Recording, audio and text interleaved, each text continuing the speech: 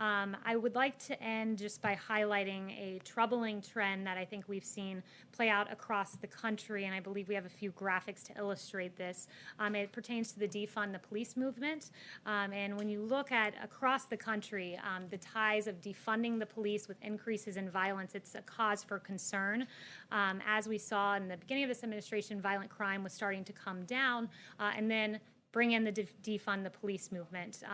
In Los Angeles, you had LA Mayor Eric Garcetti proposing a cut of $150 million from the LAPD. LA Mayor Garcetti said this: "It starts someplace, and we have to say we are going to be who we want to be, or we're going to continue being the killers that we are," was his quote in support of the defund movement. And as a result, we saw a 14% rise in homicides this year over last year.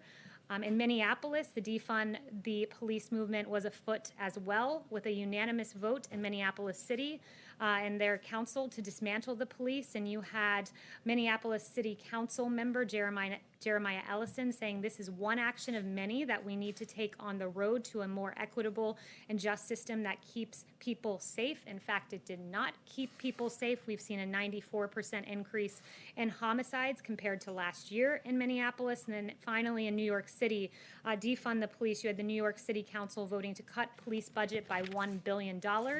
You had Congresswoman Alexandria Ocasio-Cortez saying defund the police means defunding the police. It does not mean budget tricks or funny math, so it wasn't enough for AOC. But you did have New York City Mayor Bill de Blasio saying we think it's the right thing to do. It was absolutely not the right thing to do, as we've seen a 177% increase in shootings from July 2019 in New York.